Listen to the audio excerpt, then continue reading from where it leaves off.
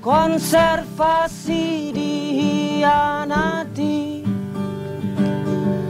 bangun Bali, tolak reklamasi. Sayang Bali, tolak reklamasi.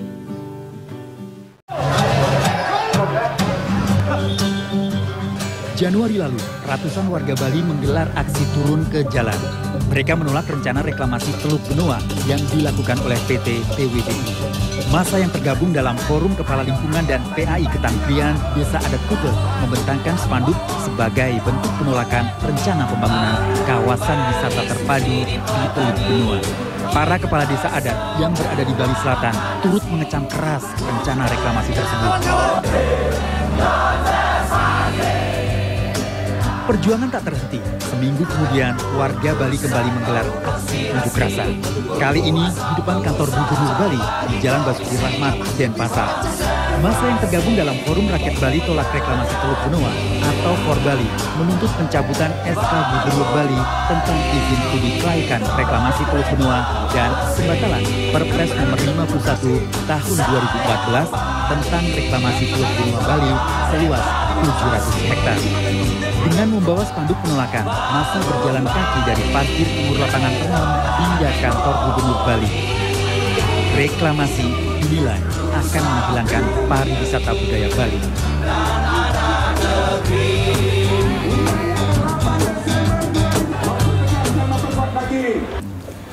Dan Sep, rencananya Delik akan mengangkat tema tentang reklamasi. Salah satu isu reklamasi yang cukup menjadi perbincangan saat ini adalah reklamasi Teluk Benoa. 700 hektar kawasan Teluk Benoa ini akan direklamasi dan dijadikan kawasan wisata terpadu. Nah, tentu dampaknya ini sangat besar sekali, terutama dampak lingkungan, sosial, budaya, dan juga pengusaha lokal Bali juga pasti akan terancam. Nah, untuk liputan ini kira-kira visualnya yang menarik seperti apa, Mas Tony? Menurut saya mungkin yang menarik kita akan mencoba mengambil gambar dari ketinggian menggunakan drone. Karena dengan menggunakan drone kita bisa lihat tuh seberapa luasnya Teluk Benoa itu sendiri. Dan dari sisi estetika mungkin kita juga bisa menghasilkan gambar-gambar yang kita inginkan.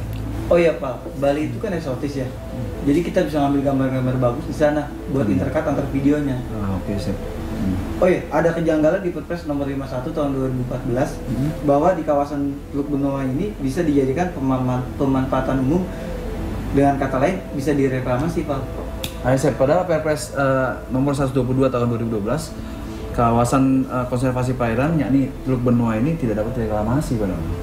Gimana untuk tim liputan untuk 5 hari cukup? Siap, cukup. Pengen coba? Siap. Oke, kalau gitu kita coba ya. Good luck ya. Thank you. Siap. Siap.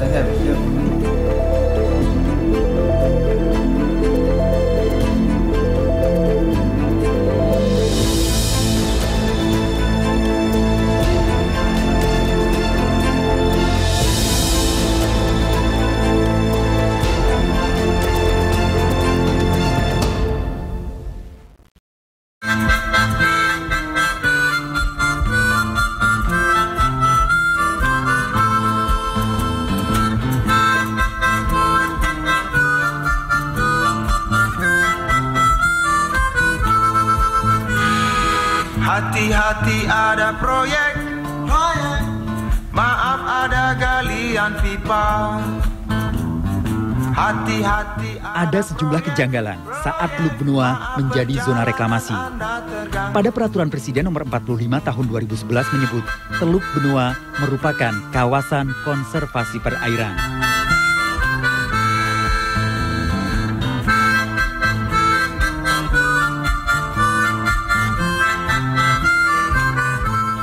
Aturan ini diperkuat dengan Perpres nomor 122 tahun 2012, reklamasi tidak dapat dilakukan pada kawasan konservasi dan alur laut. ada proyek, maaf perjalanan Bapak terganggu. Di sepanjang jalan Legian Kuta, proyek itu selalu ada. Namun tiba-tiba saja pada Desember 2012, Gubernur Bali menerbitkan SK Gubernur yang isinya memberikan izin dan hak pemanfaatan Teluk Benoa kepada salah satu pengembang, dengan kata lain Teluk Benoa dapat direklamasi. Penerbitan SK Gubernur ini menuai penolakan dari masyarakat Bali. Hingga akhirnya tahun 2013 SK tersebut dicabut.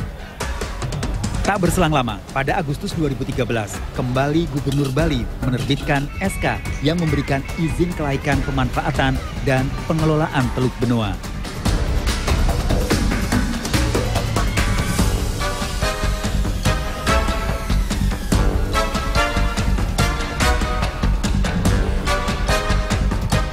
Padahal jelas, kedua SK Gubernur tersebut bertentangan dengan Perpres nomor 45 tahun 2011 dan Perpres nomor 122 tahun 2012 yang jelas menyebut Teluk Benoa merupakan kawasan konservasi air yang tidak bisa direklamasi. Misalnya larangan sebuah teluk untuk menjadi lahan konservasi, maka pemerintah provinsi tidak serta-merta bisa menganulir Perpres itu. Kalau kemudian keluar keputusan gubernur yang bertentangan sama Perpres itu, tentunya keputusan gubernur ini dianggap tidak sah atau bermasalah secara hukum.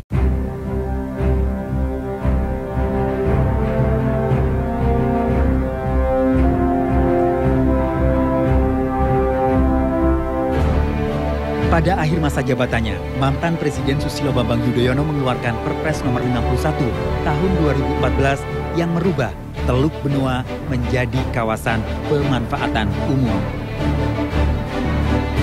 Aturan bisa berubah setiap saat berdasarkan kebutuhan dan kondisi, ya. Tidak ada aturan yang hidup mati dia, tidak ada. Gitu. Jadi dia bisa dinamis dia. Tahun ini begini keadaannya, besok dibuka. Bisa saja selama aturan itu ada dasar-dasar perubahannya. Memaksakan sebuah kawasan yang diperuntukkan bagi konservasi direvisi, dirubah ya menjadi kawasan yang bisa dimanfaatkan. Itu sebuah kecelakaan dan dipaksakan.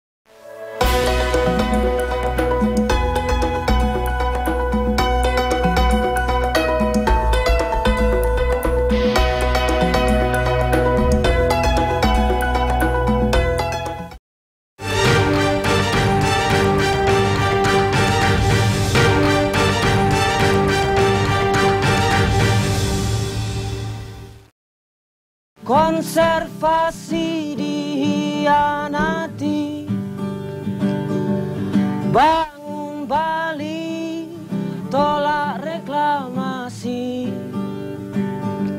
Sayang Bali, tolak reklamasi. Bali adalah magnet pariwisata Indonesia yang sudah dikenal di mancanegara. Keindahan alam, pantai, kesenian, dan budaya menjadi ciri khas dan destinasi terbaik bagi para wisatawan asing maupun lokal. Sayangnya, panorama Bali seolah terusik oleh rencana reklamasi Teluk Benoa seluas 700 hektar yang terletak di sebelah selatan Pulau Bali. Tidak sedikit warga Bali yang menolak keras reklamasi tersebut. Spanduk-spanduk penolakan terpajang luas di jalan-jalan kota Bali. Sebagai kawasan perairan yang memegang peranan penting bagi masyarakat Bali dan keanekaragaman hidup hayati, Teluk Benoa adalah harapan yang harus dijaga kelestariannya.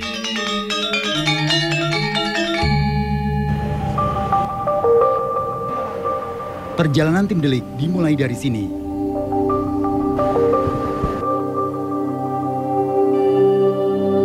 Kami bertemu Iwayan Gendo, salah satu koordinator For Bali tolak reklamasi Teluk Benoa. Bersama Gendo kami menelusuri titik-titik lokasi Teluk Benoa yang sebagian lahannya akan direklamasi. Gendo pun mengungkapkan alasan warga Bali menolak reklamasi Teluk Benoa. Ya, Bang, bisa jelaskan sih Bang, kenapa sih masyarakat Bali ini Bang, khususnya Bang, menolak reklamasi Teluk Benoa Bang? Sebenarnya apa sih dampak daripada rencana pembangunan reklamasi Teluk Benoa ini Bang?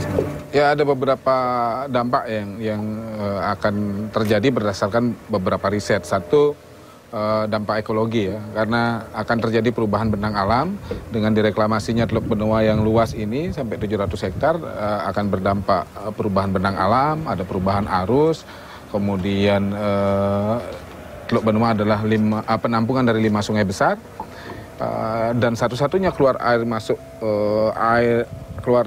masuknya air dari mulut teluk aja satu-satunya, sehingga kalau ini diuruk sampai 700 hektar maka akan rentan dengan banjir rob di sekitar Teluk Benoa yang ada 11 sampai 15 desa adat yang akan terdampak gitu, sehingga itu sangat ditolak. Yang kedua adalah di Teluk Benoa adalah kawasan suci karena dia muara dari 5 sungai besar dan beberapa sungai kecil, dan itu dalam kosmologi Hindu disebut sebagai campuhan agung.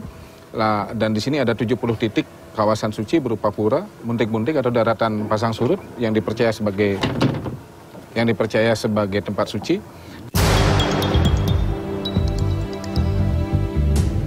Teluk Benoa adalah kawasan yang sangat strategis.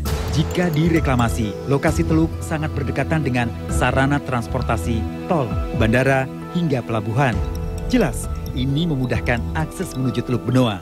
Wajar saja jika pemangku kuasa hingga pengusaha berjibaku menggait lahan tersebut.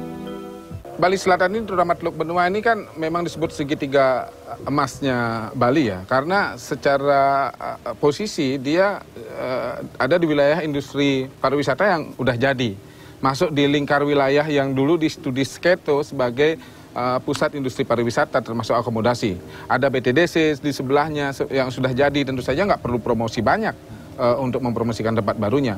Kemudian juga ada mangrove.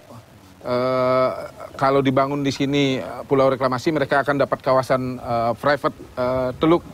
Lalu secara akses ada bandara, ada pelabuhan Benoa, yang pasti mereka adalah, kalau jadi pulau ini adalah kawasan yang bebas macet gitu. Sudah itu dapat sunset dan sunrise. Teluk Benoa juga masih menjadi lahan bagi para nelayan yang menggantungkan hidup dari hasil tangkapan di kawasan perairan Teluk Benoa. Mereka juga menolak rencana reklamasi Teluk Benoa.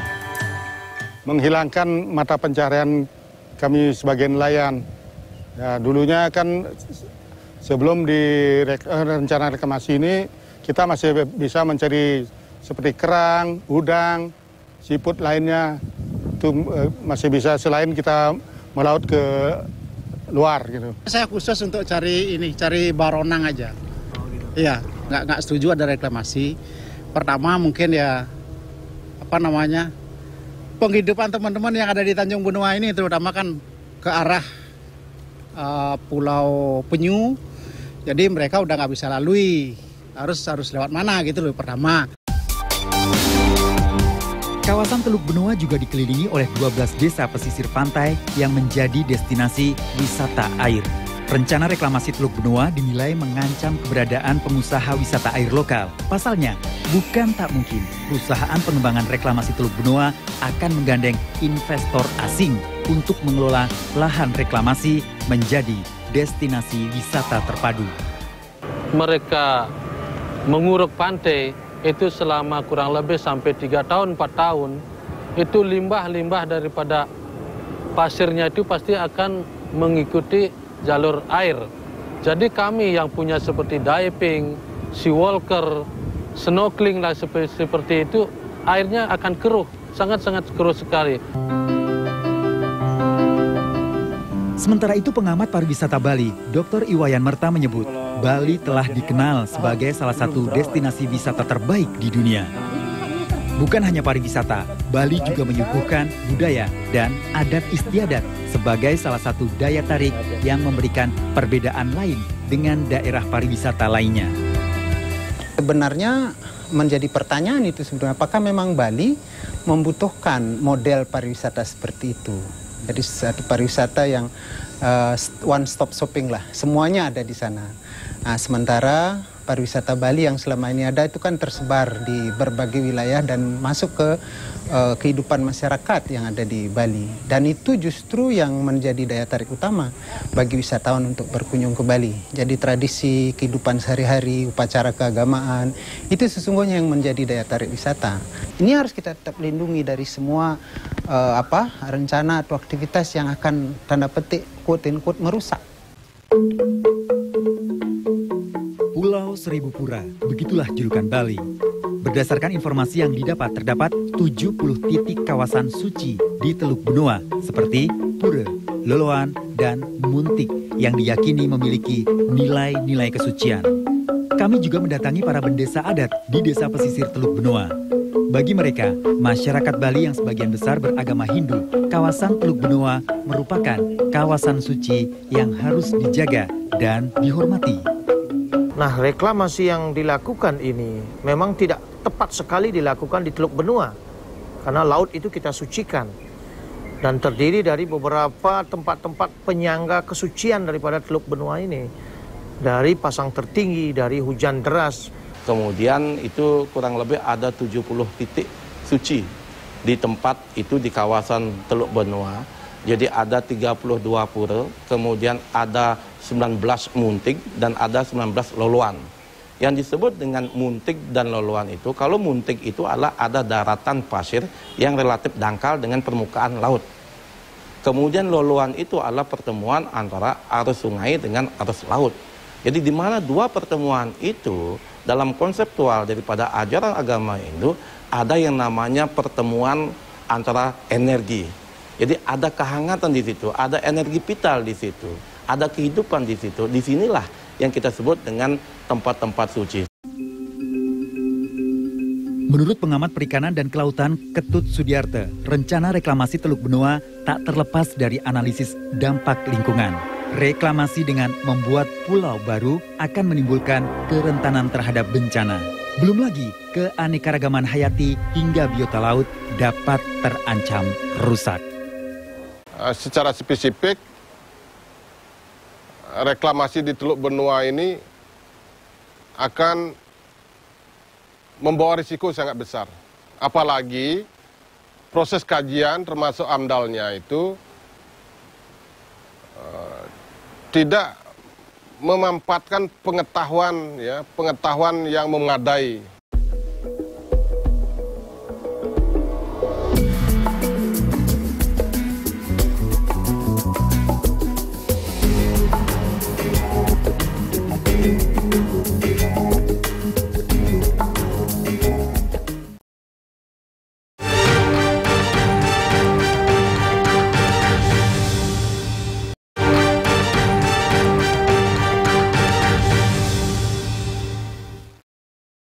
Konservasi dihianati,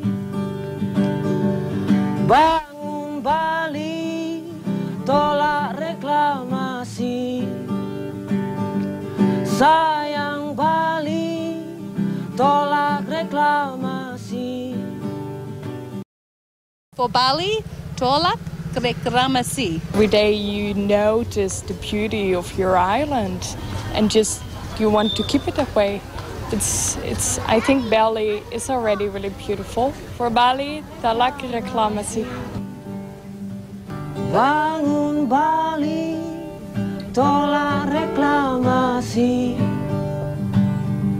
Sayang Bali, tolak reklamasi. Bangun Bali, tolak dibohongi.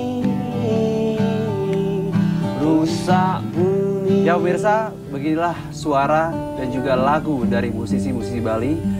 Dengan lagu ini merupakan tanda mewakili segenap masyarakat Bali untuk menolak keras rencana reklamasi Teluk Benoa.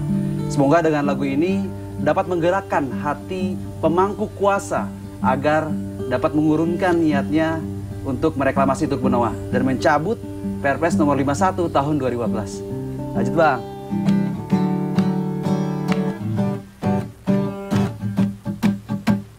Bangun Bali, subsidi petani. Kita semua makan nasi. Bukannya butuh reklamasi. Rencana reklamasi kawasan wisata terpadu Teluk Benoa disinyalir menghabiskan biaya 30 hingga 60 triliun rupiah. Nilai yang sangat fantastis untuk sebuah reklamasi berkedok revitalisasi. Data yang kami dapatkan dari seorang narasumber menunjukkan rencana pembangunan 14 pulau di Teluk Benoa. Diduga pulau-pulau ini akan digunakan sebagai sarana pariwisata. Inilah kemudian yang menjadi kekhawatiran pengusaha pariwisata air di Tanjung Benoa.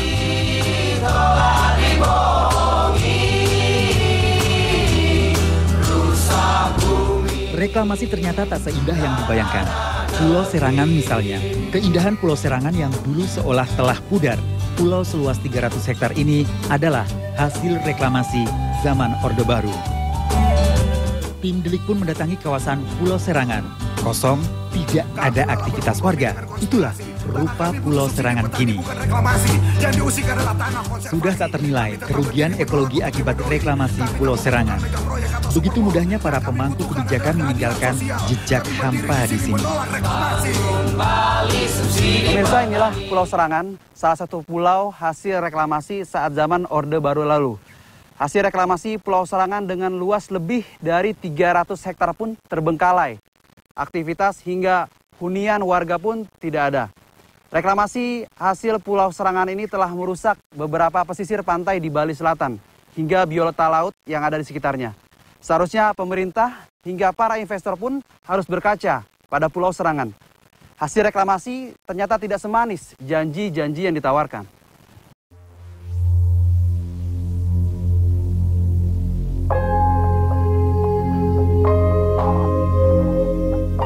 Kami pun menemui warga dan bendesa adat Serangan.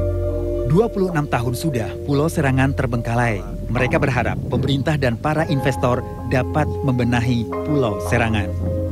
Menolak dengan dasar alasan saya, karena salah satunya Serangan ini sudah jadi korban. Sampai saat ini 26 tahun umur Serangan ini, reklamasi ini, sampai saat ini tidak terjadi apa-apa sesuai dengan program apa yang mau ditayangkan dan dicanangkan oleh investor itu sendiri, Pak. Memang investor punya modal dan benar bertujuan kesejahteraan Bali, itu tolong di sebelah utara Bali, barat Bali, timur Bali, tidak di selatan Bali, terutama di Teluk Benoa. Aksi penolakan reklamasi Teluk Benoa masih bergulit. Sementara Wakil Gubernur Bali I Ketut Sudikerta yang kami temui mengungkapkan, kebijakan pembangunan Teluk Benoa di Bali tetap melalui uji kelayakan. Pembangunan itu yang berorientasi pada pro rakyat, ya sudah selayaknya patut kita dukung. Kalau pembangunan itu tidak berorientasi pada kepentingan rakyat, ya tentu kita harus kaji terlebih dahulu. Kita harus dalami terlebih dahulu. Pembangunan itu apakah mampu memberikan manfaat buat masyarakat kita. Sementara PT TBBI sebagai pengembang kawasan terpadu Teluk Benoa, pihaknya akan tetap menunggu hasil keputusan pemerintah. Ini pun harus segera, pemerintah pusat harus mengambil keputusan supaya yang terjadi di lapangan tidak terjadi terlalu lama, konflik-konflik yang timbul di masyarakat yang tidak baik akhirnya. Saya rasa itu. Aksi tolak reklamasi Teluk Benoa terjadi karena konservasi dikhianati.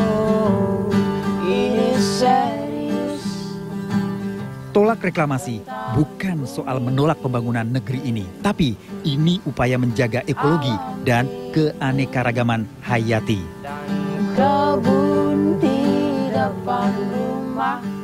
Dan ingat, keindahan negeri ini bukan milik para cukong dan tuan berdasi.